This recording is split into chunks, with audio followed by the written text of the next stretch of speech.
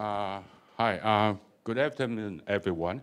It is my greatest pleasure to welcome you all to today's event. My name is Shao-hsing, and I am a faculty member of this department. We are honored to host Dr. John Lee as our distinguished speaker for this year's Chen绍-hsing Memorial Lecture. In addition, we are fortunate to have Dr. Du Wenling and Dr. Liu Zhongen as our discussant. And before introducing our esteemed guests, allow me to say a few words about the significance of this event. Born in 1906, Dr. Chen绍-hsing was a pioneering figure in Taiwan's sociology and a founding member for this department. His academic journey took him to Imperial Tohoku University during the colonial period. He later earned his doctorate from Kansai Gakuin University in 1957.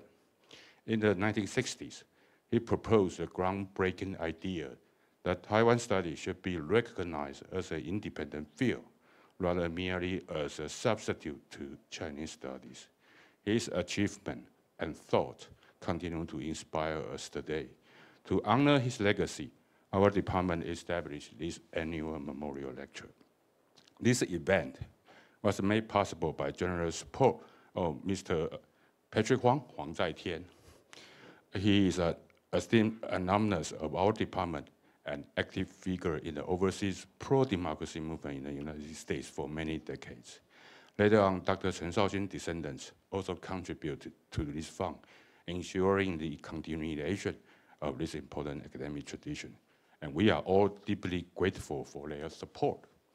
Our speaker today, Dr. John Lee, is a distinguished professor at the University of California, Berkeley. According to his official website, Dr. Lee's research included social theory, political economy, and East Asia. However, I believe this is a humble understatement of his wide-ranging scholarship. He has authored several books on ethnic politics in Japan and Korea.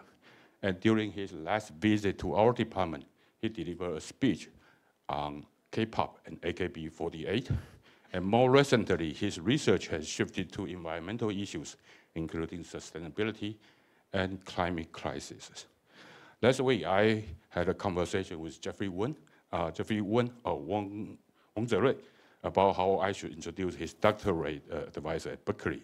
So I posed this question because I was struggling how to characterize Dr. Lee within the academic classification. And after a week's reflection, I believe versatile is a term that best captures his impressive reach of his scholarly work, which travels smoothly across different sociological subfields. Today, Dr. Lee will speak on global environmental crisis, the limitation of scientific knowledge, and the necessity of utopian imagination, which is also the title of his recent published book, which is here. Okay. And joining us today are two leading environmental scholars in Taiwan. Dr. Du Wenling earned her PhD in environmental planning from Berkeley, and she currently serves as the Dean of International College of Innovation at National Zhenji University. And our second discussant, Liu Zhongen, Dr. John Liu, is a colleague of this department. And he is an environmental sociologist with a recent focus on decarbonization and just transition. And Dr. Lee will speak approximately 40 minutes, and followed by 15 minutes response from each of our discussants. And then we'll have 20 minutes for a tea break. And after a tea break, we'll have Dr. Zhang's response and a Q&A from the floor. And the whole event will end at 4:30. So without further ado, please join me in welcoming Dr. Lee. Thank you. It's my great pleasure to be able to address you today. Thank you so much for coming out. I don't know how many times I've been at Taida, but I've always enjoyed this wonderful university and wonderful colleagues you have here, students and faculty. And I'm hoping very much to hear what you have to say about my talk today. Before I begin, this book is rather narrow in topic, in fact. in point of fact, what I should do is to prove that there is something like the global environmental crisis. And by that, I don't mean just global climate change or global warming, but all sorts of ways in which human activities have deeply impacted and destroyed our natural world. I don't do that in part because there are so many fine books, documentaries, and so on that have been done. So I thought it would be specious, and I know from my experience teaching at UC Berkeley that people no longer read books, or at least long books, and so I wanted to write a very short book. The questions I have are quite simple. Although I don't try to even prove that there is a global environmental crisis, there is a widespread understanding and comprehension that there is a massive crisis that's ongoing and about to get worse. This is true, as I keep on saying, not just about global climate change, global warming. The mean average surface temperature of ocean is now well over 20 degrees Celsius. But also about things like how plastic is entering every facet of our lives, how our animals and other animal species, plants and so on, are rapidly dying out, and so on and on. And I think there is deep awareness of this issue. So the first question I have is very simple. Why is it that we don't actually heed and make something of this problem? Why is there so much inattention to the problem of the global crisis? The second question I have then is related to that, which is why actually is it that we don't do very much about something that many of people feel that there is something that's going to threaten our way of life and perhaps even our very existence?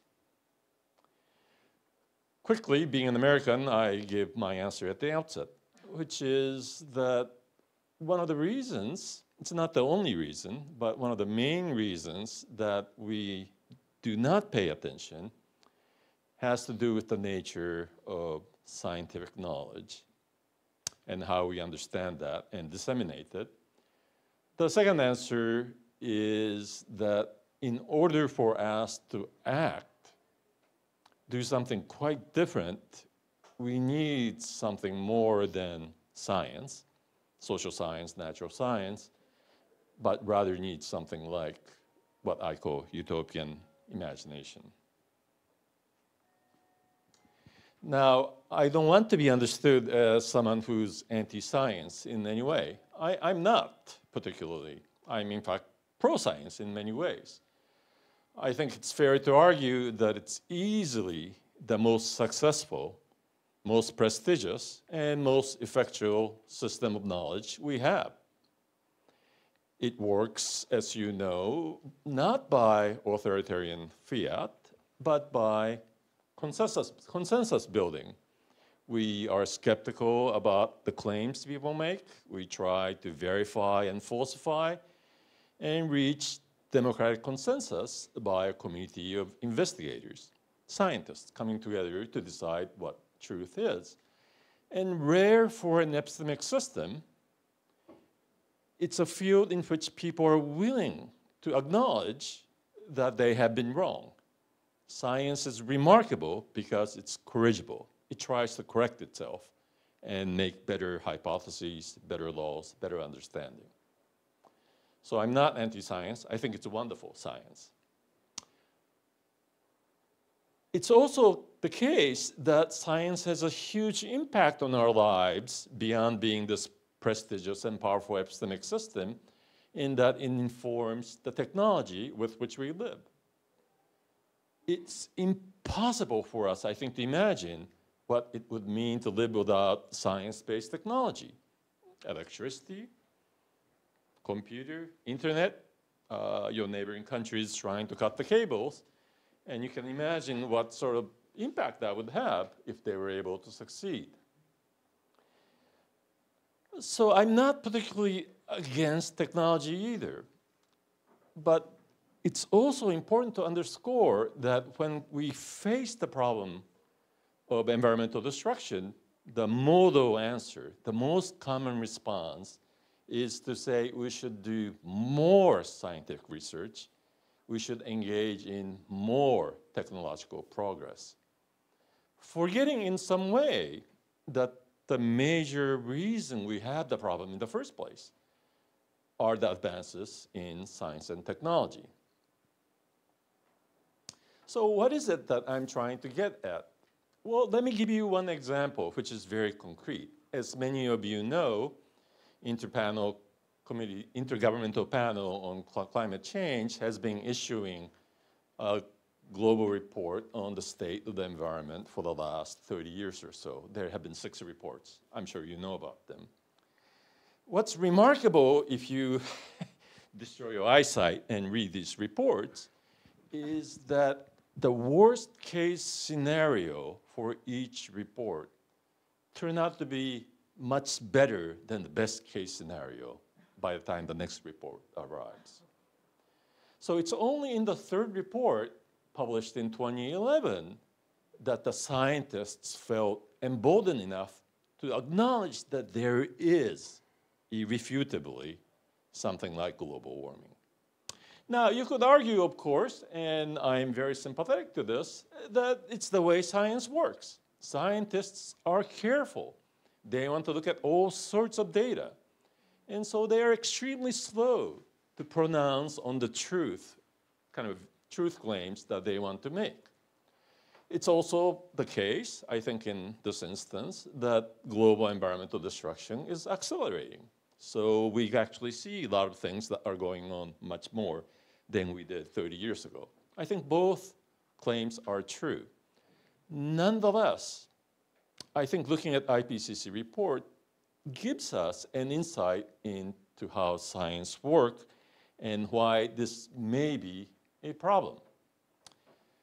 The reason that science moves slowly has to do with the very nature, very constitution of scientific knowledge production. I think it goes without saying that it depends on extreme division of intellectual labor. If you walk around this campus, you'll see many disciplines which govern or which cover different areas of nature, social life, artistic, cultural life, and so on.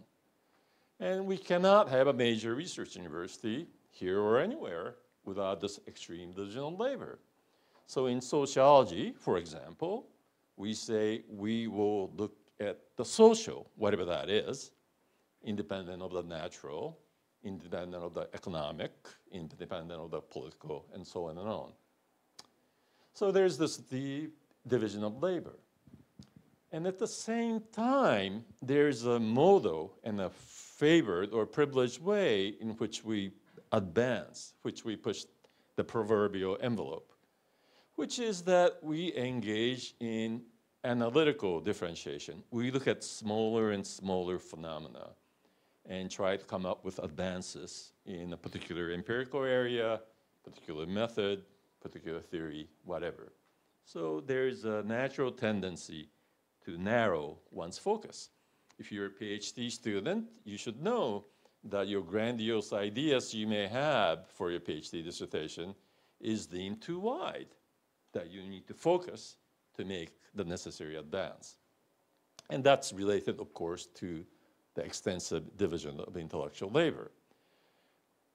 So what scientists are not as good at doing is to engage in kind of a synthetic understanding. Let me give you an example from psychology. I'm sure you had to go through intro psych at some point and learn about Gestalt, when a certain shape comes into form. I mean, in understanding, we often talk about how something clicks. We come to an understanding of the whole. Right? And this is the sort of thing that scientists actually are not very good at doing. In the sociological imagination, for example, C. Wright Mills talks about how people have all these private problems, and it's only when people can connect them to larger social structure, larger historical change, does it click into a sociological issue. sociological problem, public issue. And this is the sort of thing that's actually extremely hard to do. Let me give you two empirical examples. When I say to you at NTU, Taida people, in 2025, that there are problems of domestic violence or sexual harassment, you'll say, well, of course, obviously. They have existed for a long time. But if you actually go through the literature, as it were, these two concepts, these two ideas were formulated only in the 1970s. It's a long time ago, to be sure. But what happened to previous several thousands of years, maybe longer? Were there no sexual harassment? Were there no domestic violence? Well, there are no studies, no statistics taken. It's only when people, inspired by feminism, whatnot, came to propose these concepts that it clicked for people. Private experience turned into a public concept. People began to write scientific papers. Governments began to collect data. Now we have whole ministries and so on dedicated to enforcing stop on domestic violence, sexual harassment, and so on. You will have to probably take training in these things. The point I'm making is a very simple one, all right? It's a long time ago, but unless you have this gestalt, unless you have this concept, you couldn't even begin to engage in data collection. You couldn't begin to engage in sociological or other social scientific analysis and propose policy to mitigate them. The third form of resistance I talk about very briefly is peer review. Now, scientists like to say that peer review has existed for centuries, from 17th century usually. But actually, I think this is almost completely wrong. If you look at some of the most prestigious journals in the natural and medical science, Journal of American Medical Association, so on and on, they really began to institute peer review in the 1960s or so. One small example, tidbit I can tell you, is that Albert Einstein, probably the most famous scientist of the 20th century, never published a paper that was peer-reviewed. It was just accepted. The only paper he submitted that was peer-reviewed was rejected. I mean, I'm not saying that all the famous papers he wrote in 1905, the Brownian motion, photoelectric effect, would have been rejected by peer reviewers, but I suspect that some of them would have been rejected. They're extremely revolutionary. And as many of you know, kind of the neatest, most interesting ideas you have are rejected by people who are vested in the older way of thinking. Now, what I'm getting at is that there are elements of modern science and scientific knowledge production that make progress in knowledge a bit slower than we would sometimes like. But in most instances, it doesn't really matter that much. I mean, it doesn't really matter for our practical lives if the new quantum particles are not identified and so on and on.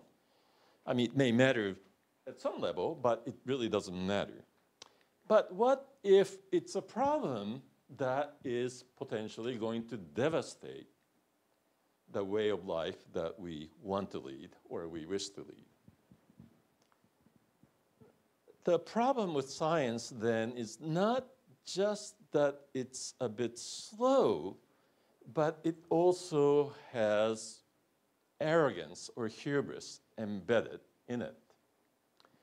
As I keep on saying, there is a propensity among scientific mindset to look for solutions in more science and more technology.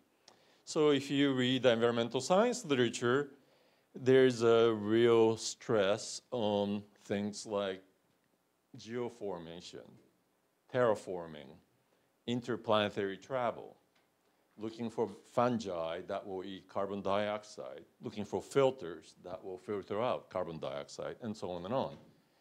I'm not against any of these particular efforts to mitigate the excess carbon dioxide or other problems we do have. But the solution proposed is almost always more science, more technology.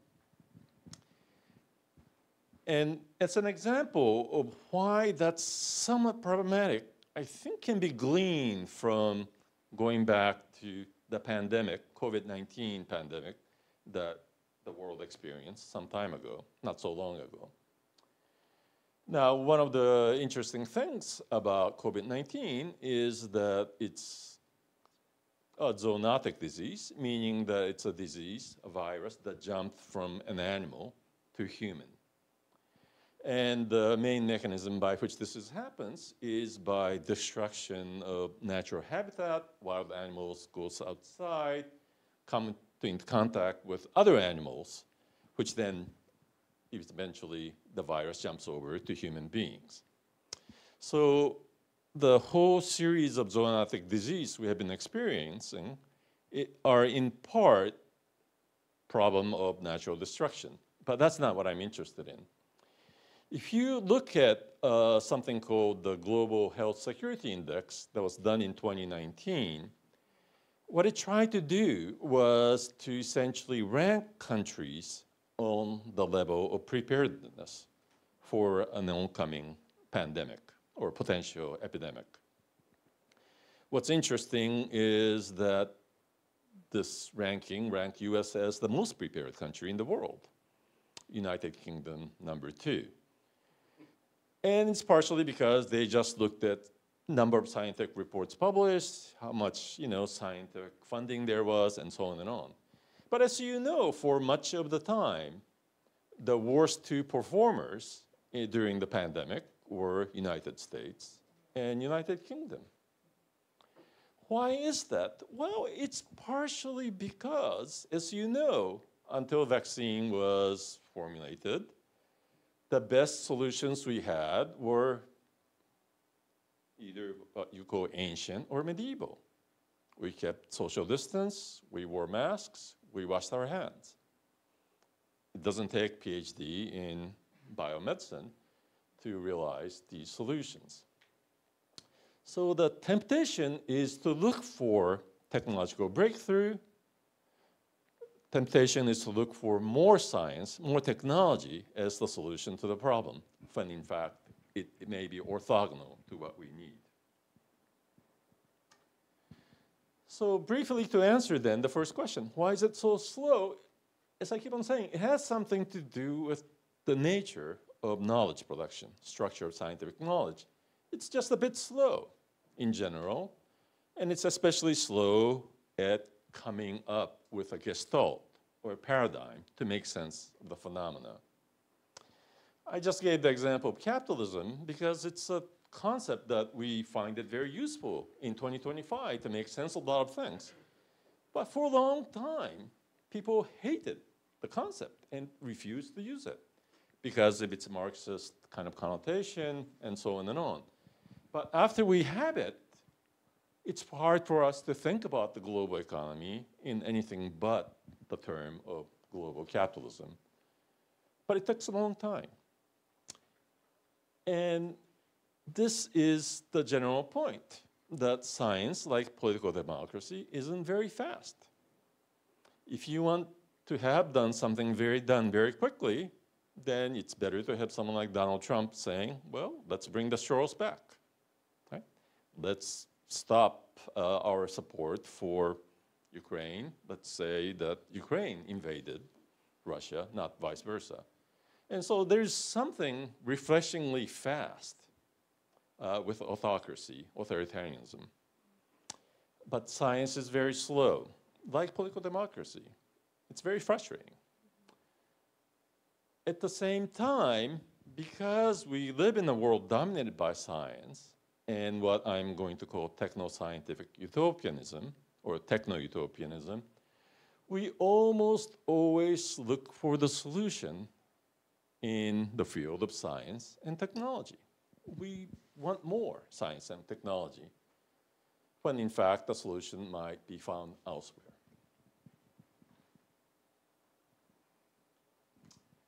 So second question, I'm obviously going through this very quickly, but second question is, why are we slow to act?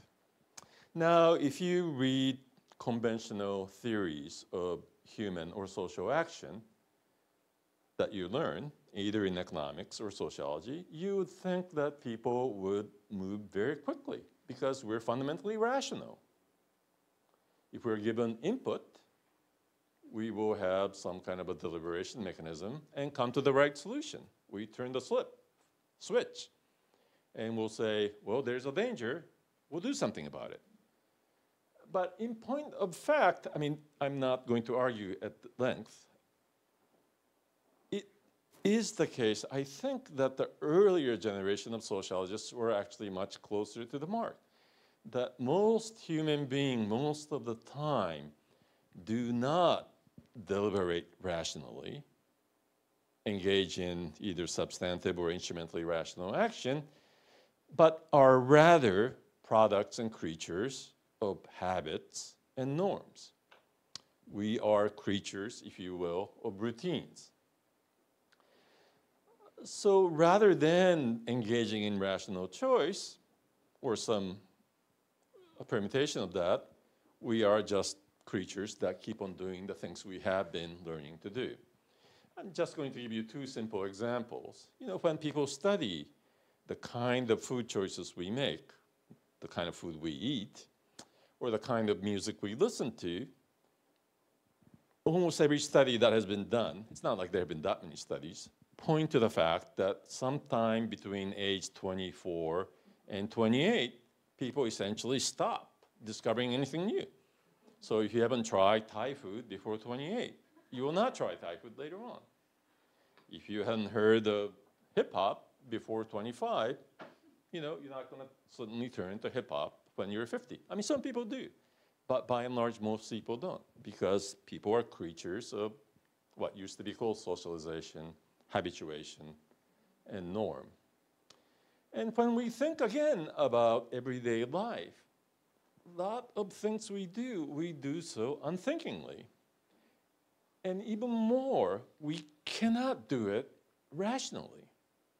When you try to fall asleep, when you say consciously, I'm going to fall asleep, no one has been able to do it, to the best of my knowledge. I mean, you can do things like take sleeping pills, you can drink relaxing chamomile tea, you can make your room dark and stop looking at your smartphone, blah, blah, blah. But you cannot will yourself to sleep. Similarly, things like falling in love. I mean, I'm going to assume you fall in love, maybe not with another person, at least with a dog or a cat. But when you fall in love, it's somewhat involuntary. It's not like you say, oh, I'm going to fall in love with this cat. No, you kind of fall in love, and the world will look slightly differently. The cat looks more perfect than it did, and so on and on. And so if I keep on going, there is something weird about the binary that we live with, that we believe that we're either active or passive, right? In the English language and in all Indo-European languages, we believe that there are only two ways to be, either active or passive. But in point of fact, there used to be the middle voice, which is a bit of a combination or somewhere between the active and passive.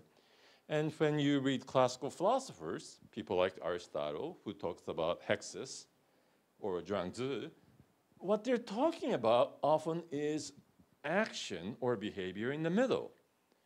Something that's not quite rational, deliberative, and active, but something that's also not particularly passive either, something in between.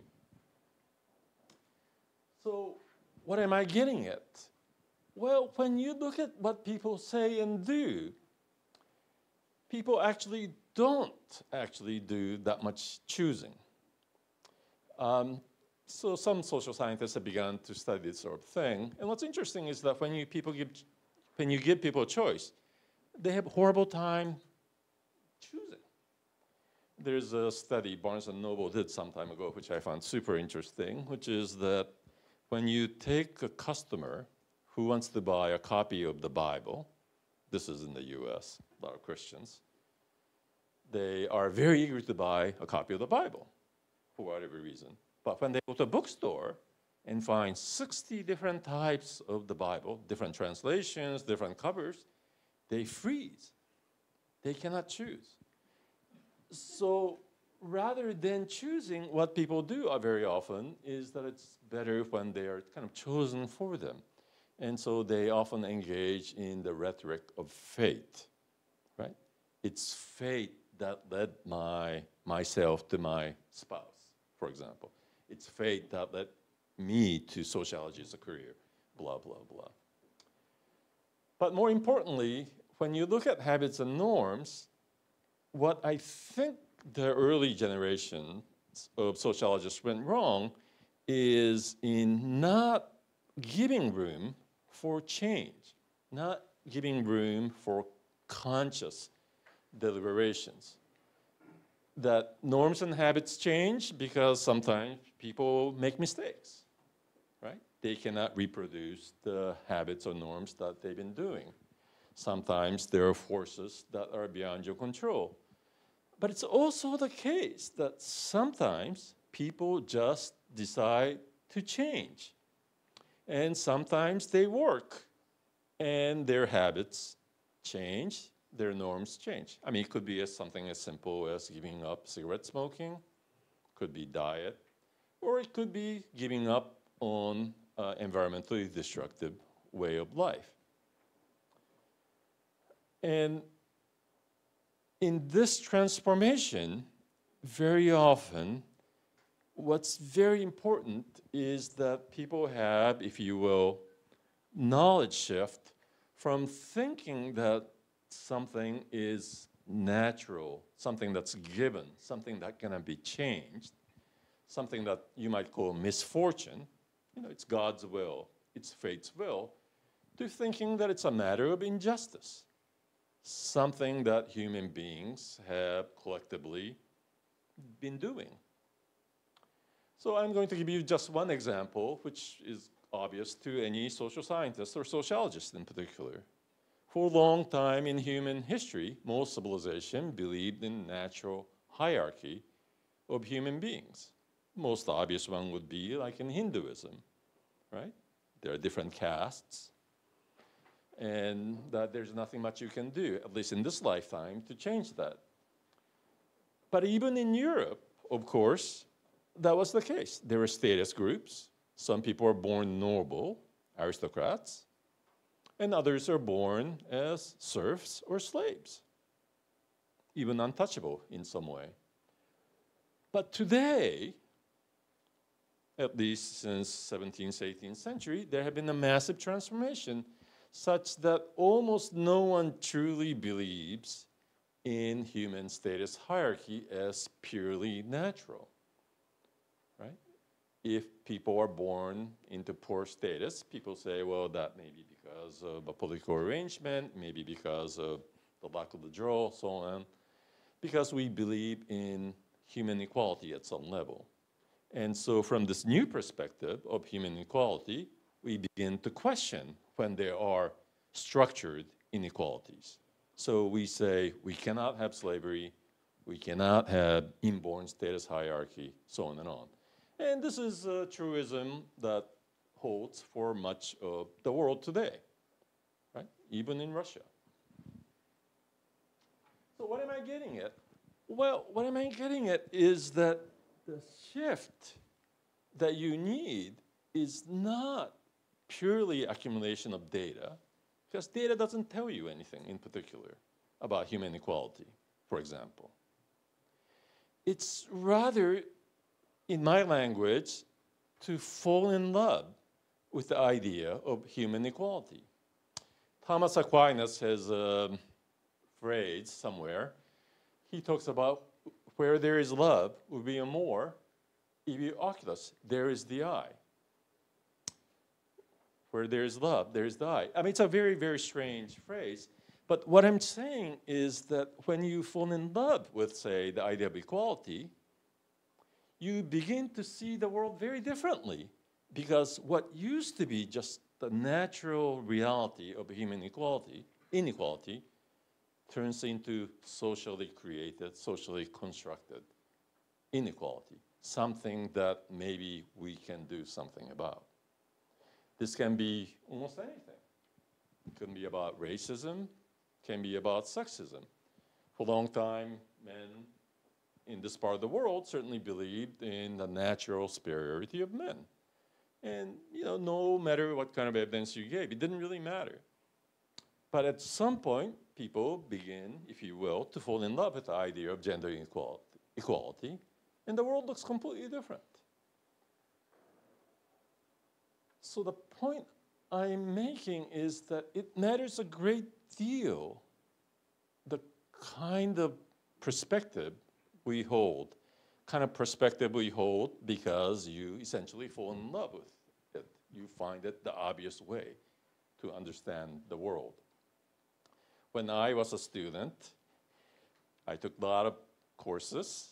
I was trying to be diligent. And one of the topics in anthropology was to think about, what is it that makes human beings so special? Some people say it's because we're a talking animal, it's because we're a thinking animal, because we're using animal. And for a long time, scientists, biologists, didn't bother trying to understand animal communication, how animals communicate. They didn't think about animal cognition. They thought it was just absurd. Why would you want to study thinking among birds or tool using among animals? But it's precisely when scientists completely began to have a different perspective on animals that they began to be able to understand that it's not just dolphins who communicate at a very, very high level of proficiency. Birds communicate, they think, and they even use tools. And in extension, this is what I think one of the things we need to do, which is to fall in love with nature. So it's the idea that's extremely hard to prove via science. It's not the kind of paper you can publish in Nature or Science. It's the idea that the world is connected and that they're worthy of our respect, and so on and on. And it's only from this perspective, I think, that we can create new habits, new way of thinking, new policies that will allow us to essentially avert, or at least slow down, the current crisis of environmental destruction. So it's effectively trying to say what's happening to nature is not just about natural changes in temperature. It's not just misfortune. It's not God-given. It's not fate. But it's something that we have done and that we can do something about. This is a famous photo taken by Bill Anderer, who was on Apollo 8 mission. And as he rounded the moon, he took a picture of Earthrise, like moonrise.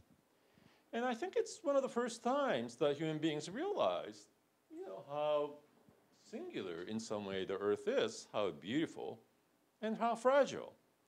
And it certainly had some impact on the environmental movement, thinking that we must do something to understand and help the Earth. So the brief answer I have to the second question of inaction is that there is profound limitation on human rationality, the kind of thing we rely on to do the social sciences. We cannot look for our fundamental commitments to whatever you're interested in. Could be equality of gender, sex. It could be ethnic, racial, or it could be environmental. It's not going to be there. Rather, we need to look for it in the realm of the imagination. And the unfortunate part of utopian imagination is that people have different types of utopian imagination. Some are terrible. Some people want to be king and rule the world. Others want to destroy nature, and so on and on.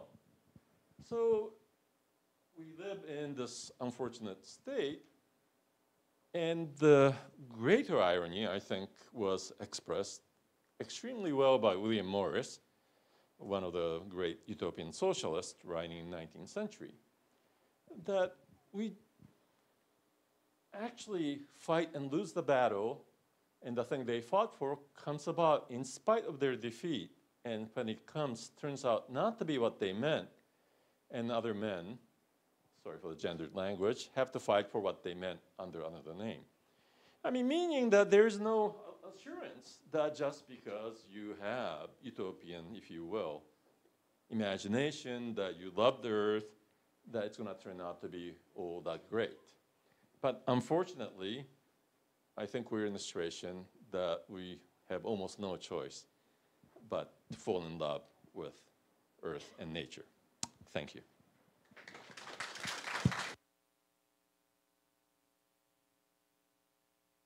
So we'll have our discussion. We'll have Dr. Du Wenning going first.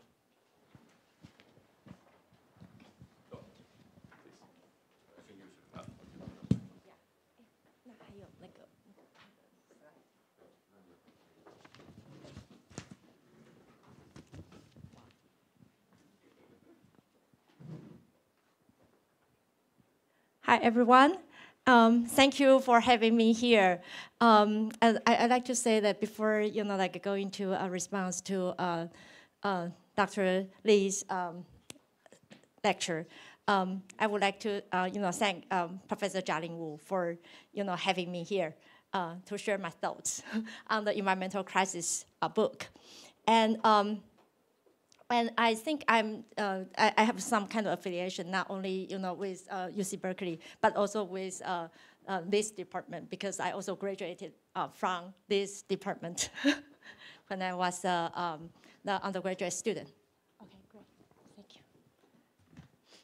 So, but also today, on behalf of the EASTS, which is the co-organizer for this event, I would like to welcome Professor Lee, and thanks for his contribution to the EASTS in its very initial year.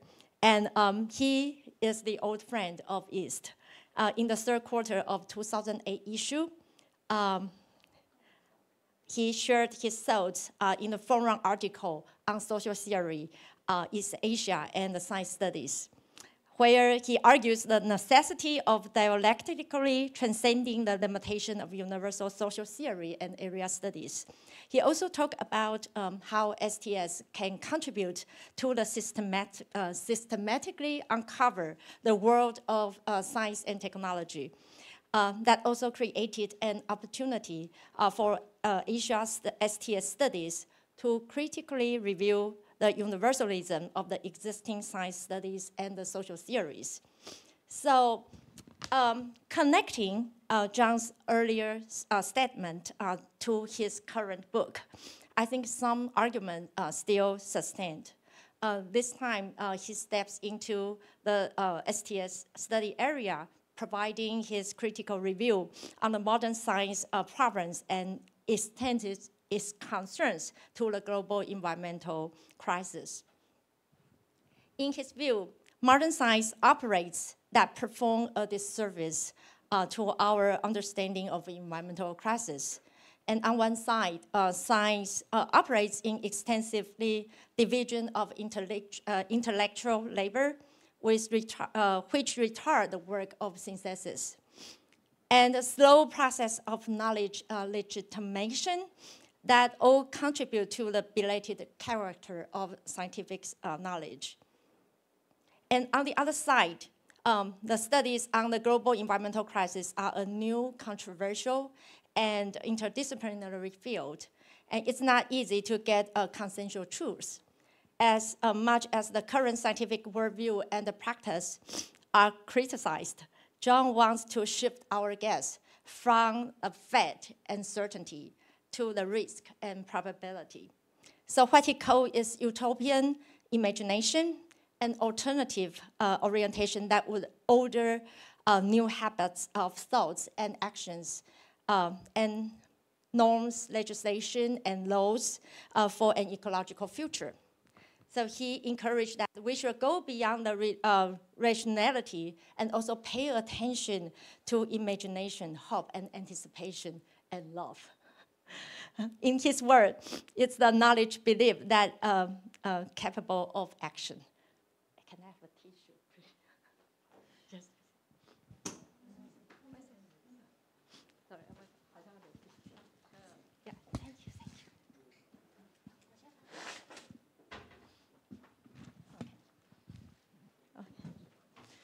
Okay, sorry. So as a policy researcher and practitioner, I often feel the limitation of scientific knowledge, just like what John mentions in his book.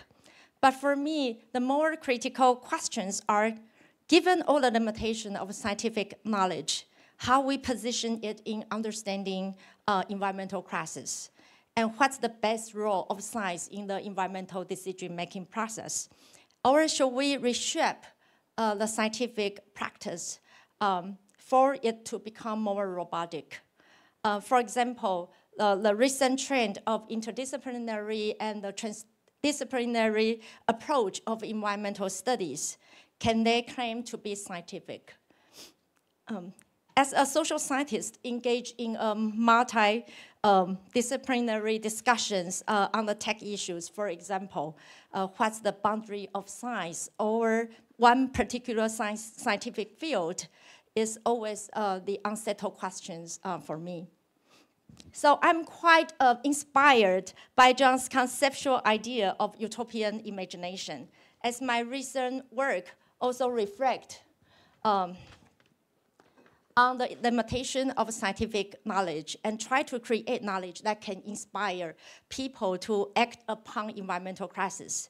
So instead of asking many questions about his book, and I think most of you already prepared a lot of questions for John, I want to use a Taiwanese case to make a dialogue. I would like to share the Kaohsiung archive.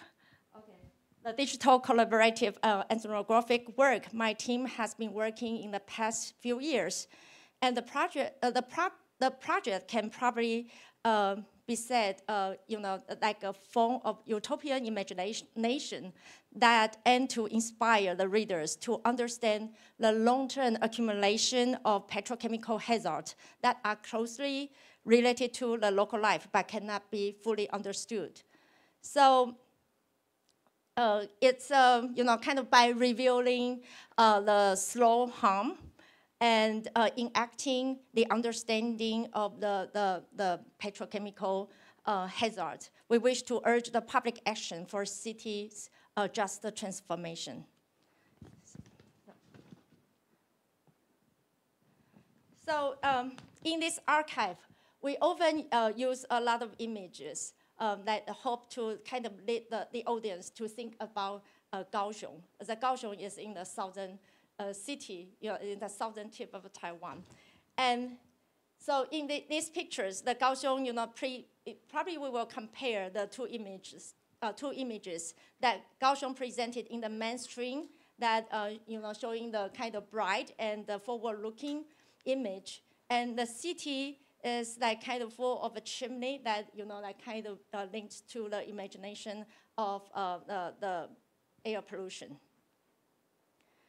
And this image that presented in the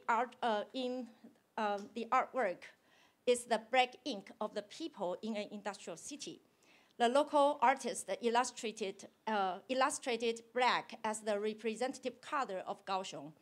The black is not only the meaning on surface, but also the color that connect to the land and their life in the air, in the water, and in the soil, and even in their physical bodies.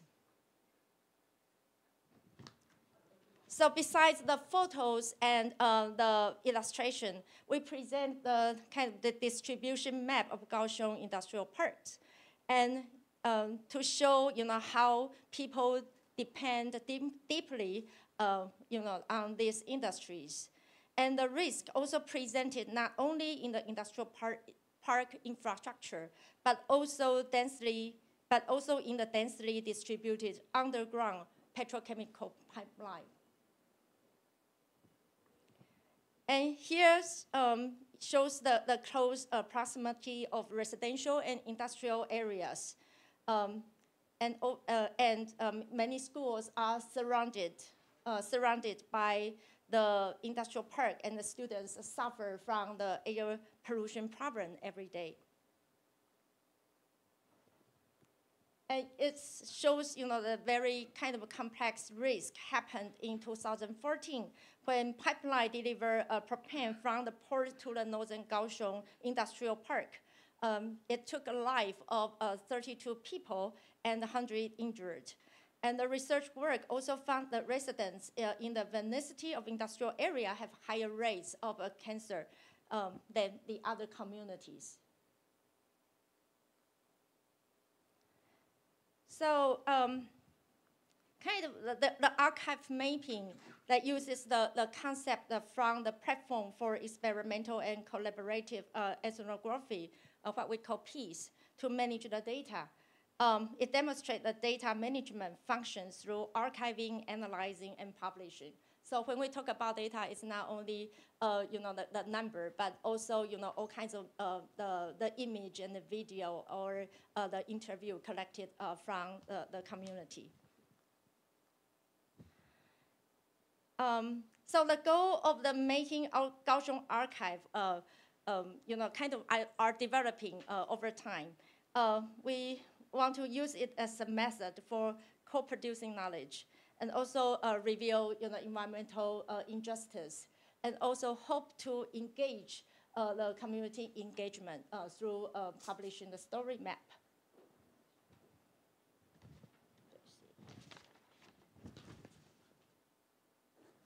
So this is a kind of the co-production process that we do, the field interview and field studies, and also, taking field notes. It's just like a normal research process. And of course, that we also, produce the article, the papers.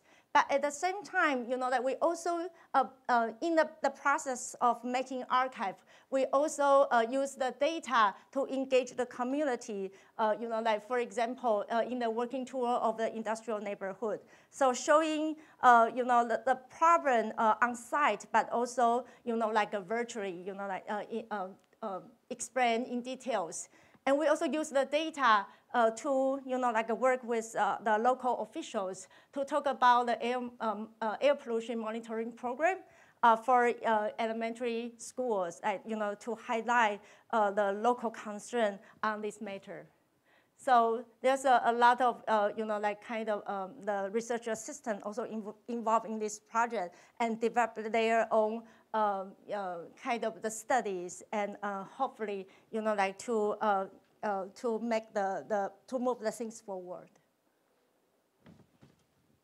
So this slide shows how we map and visualize the environmental injustice in Kaohsiung.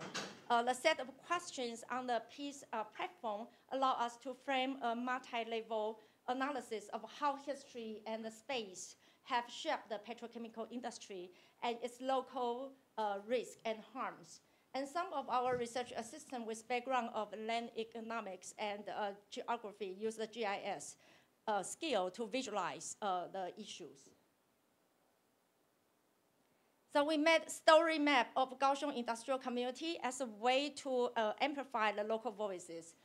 We present the 4 representative communities, including Houjing, Dalingpu, Dashe, Lingyuan, as the focal points to help audience to connect the daily narratives of local Kaohsiung petrochemical industry, which in turn leads to more multiple perspective of analysis and interpretation of this petrochemical city. So, making the story map, that we want to highlight the local narrative through the digital curation. It's also a way to offer emotional storytelling and a sense of social inclusion that often cannot be realized in the that kind of process of a journal paper writing. So I guess that's the last slide, and it's our kind of experimental effort that I wish to echo Professor Lee's call for utopian imagination. And I guess the problem is probably even urgent that we are facing, even bigger challenge that the climate denialists, like holding the tremendous power today. And the damage is quite obvious. And we probably need to, act fast before it's too late. So I think the archive serves as a tool for social communication. And I don't have much time to further explain the archive, but please check our website by scanning the QR code if you are very interested. And I am very interested in hearing, the feedback from Professor Lee. Thank you very much. So we'll have another John for the respondent. All right, good afternoon, everyone, and thank you so much for coming to Taida. And today is my great honor and pleasure to be here to discuss Dr. John Lee's thought-provoking book. So in this response, I will first highlight what I appreciate about the book and then situate it within the subfield of environmental sociology, as well as broader environmental social sciences that I work with. My goal is to make this book speak to the concerns of scholars studying climate politics, governance, and capitalism in general. So in my own words, Dr. Lee's book challenges the conventional approaches to the global environmental crisis by questioning the limits of scientific knowledge and advocates for a more broader, more imaginative approach. He argues that without new ways of thinking, beyond the slow machinery of science and inertia of human habits, we will remain stuck in a cycle of inaction and ecological decline.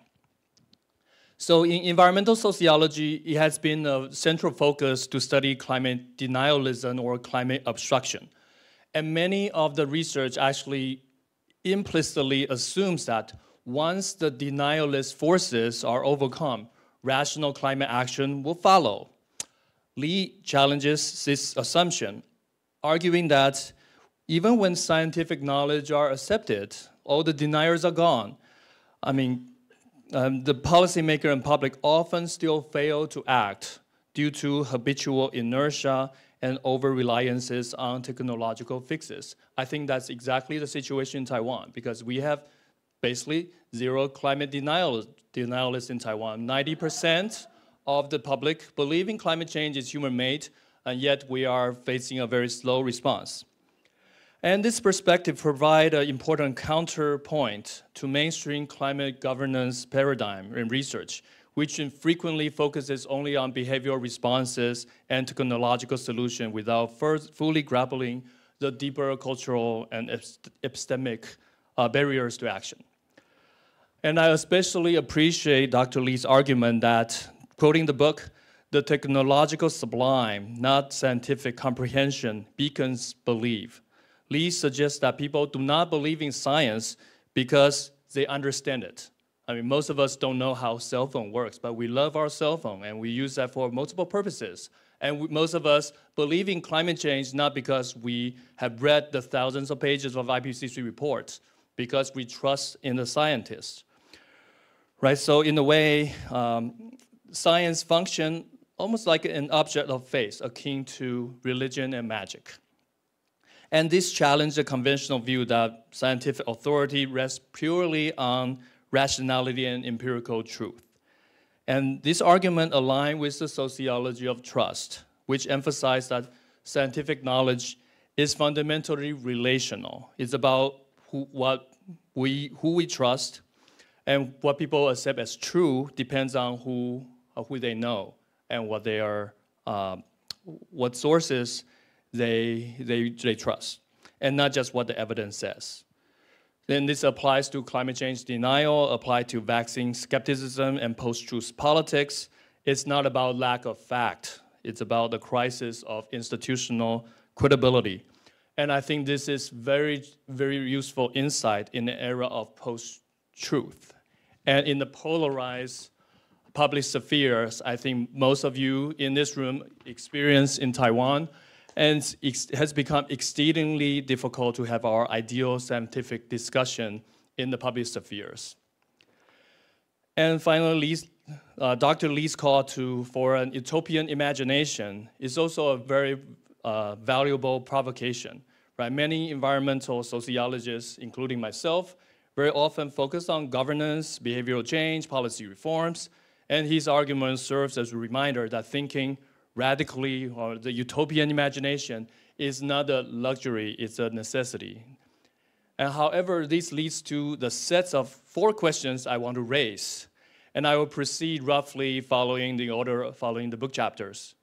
So the first question I want to pose to Dr. Lee is that, have our academy and sciences changed and evolved? Right. So the book argues that the scientific knowledge is produced by highly specialized, fragmented ways, which prevents itself from offering holistic solutions to environmental crisis. And I think the critique is very valid. And as I often struggle within sociology's attention to environmental crisis, I talked about this in my class just this morning, and lack of interest in working across disciplines. And yet I also see signs of change. There are many fields have already attempted to overcome the fragmentation, although maybe with limited success, and through interdisciplinary and applied research. For example, I myself is a joint appointment with a program in climate change and sustainability on this campus, which consists of social scientists and natural science alike. And in addition, another example is that, no offense to the visitor from Berkeley, is that Stanford had received a $1 billion donation to establish a school of sustainability, especially just focus on solution-oriented research, and which is the first new school established in 70 years at Stanford. Right, so there are also many environmental studies programs that focus on interdisciplinary knowledge that we lack in Taiwan. And also new journals has been established just to promote that kind of knowledge.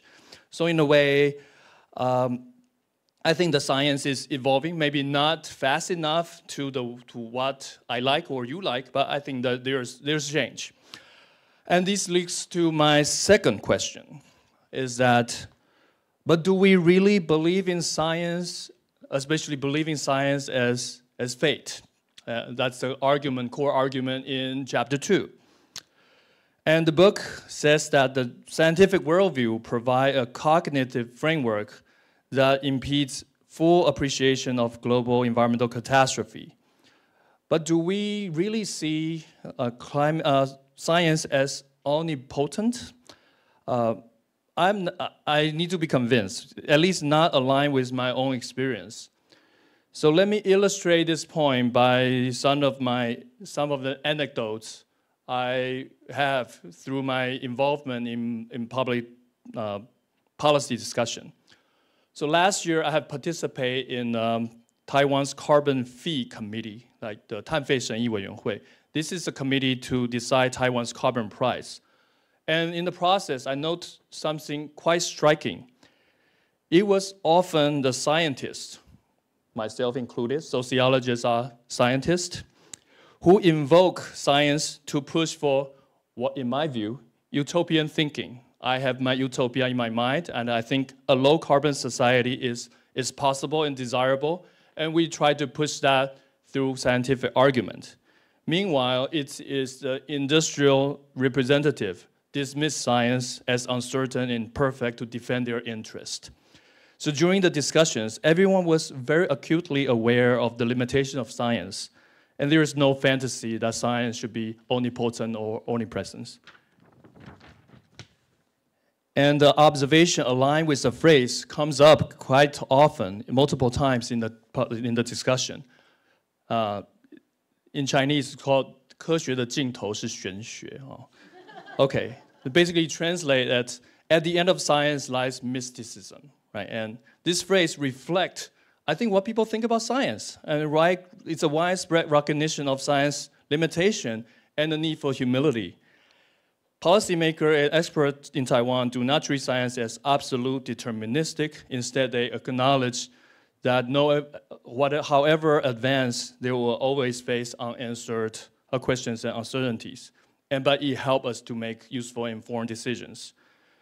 And this also connects to a broader pattern of declining trust in science, right? For example, only 35% of people in the US express high confidence in scientists. And needless to say, under the Trump administration, science is very much under attack. I mean, the US just pulled out from the process of the IPCC report, right? So no longer the US scientist is allowed to participate. And this holds true, even if we introduce the probabilistic thinking, right? I mean, I think the core argument in this book is about fate and uncertainty and versus risk and uncertainty and probability. I mean, IPCC report for a long time has been dismissed because there are uncertainties and probabilistic thinking and error margins, and people have a hard time to swallow that. So in my view, the real issue is not that people see science as too deterministic, is that they see it as politically contested, unreliable, and even untrustworthy. If people do not act on climate change, it is maybe not simply because science is slow, fragmented, or limits our imagination. It's about the competing narratives, economic structure, and political interests. Which leads to my third question, which is a question sociology love to ask. That is, and what about capitalism, right? So I think, in a way, when I was reading this book, because many of my colleagues in environmental sociology will always pinpoint as capitalism as the source as the root cause for our environmental discussion. And there are many influential theories from environmental sociology, like including older theory like the treadmill of production, like metabolic rift, to some more recent discussion on degrowth that we should, or any kind of post-capitalist critique that sees capitalism as the fundamental driver of environmental destruction and not the scientific rationality. And as for now, the book does critique the way scientific thinking operates within the capitalism, but it does not really speaks to the activists on the street that try to, I think that's a very, I wouldn't say mainstream, but very vocal voice that we need a systematic change and utopian thinking in following Greta Thunberg and etc. And while I do not claim myself as a Marxist, but I could see some of my colleagues argue that highlighting scientific thinking misdiagnoses the core problem. Again, this holds true even if we free ourselves from thinking fate and certainty, right? Capitalism is perfectly capable of using uncertainties and probabilities thinking for its advantage. Okay, and that leads to my final point. Maybe not the goal out of the scope of the book is how do we make utopia real, right? I fully love the utopian thinking idea, but I was left wondering where that leads us, and how do we, like Dr. Lee also points out in his final slides, how do we address contested versions of utopia? And I'm sure I'm not the only one wanting more on this. Change doesn't just come from abstract ideals alone. It comes from real conversations, struggles, and negotiations within the society. And as of yesterday, we passed an environmental assessment on a new natural gas terminal. And people, both sides, I think they will claim themselves as environmentalists, but they fight not only intellectually, but physically in the room with very different utopian visions. And I think they both ground their argument in the name of sustainability and addressing climate change. And so that's very difficult. And I think what we need is, I'm wanting more on the strategies. So maybe let me conclude by connecting this book with another work also has utopia in it. That is Eric Wright's Real Utopia, 真实乌托邦, translated by our colleague, Dr. Huang Kexian, and he was in the room. I think he's still in the room. Okay, so Real Utopia. In Real Utopia, Wright, Dr. Wright, unfortunately passed away a few years ago. Dear friend of Taiwan, guide us to a clear pathway of how society transitions from where we are now and to where we need to be. He focuses on the institutional alternative that both visionary and practical. So in the process, we must identify institutions that already challenge the status quo. We also must support and scale them up to counter fossil capitalism, and that's in Wright's words. We must integrate this real utopia into broader systematic change. And I think that will help us to follow up on Dr. Lee's thinking on utopian imagination. And my remark ends here. Thank you so much. So thank you for both discussion. I trust Dr. Lee had many to respond to the two comments, but I'm expectations because we are going to have a refreshment and tea. And before you move, we'll have to take a picture. So everyone stay put, and if you behave yourself, we'll reward you with some light snacks and drinks. 所以大家先坐好，先不要动，我们拍个照相。Sit here. Yeah.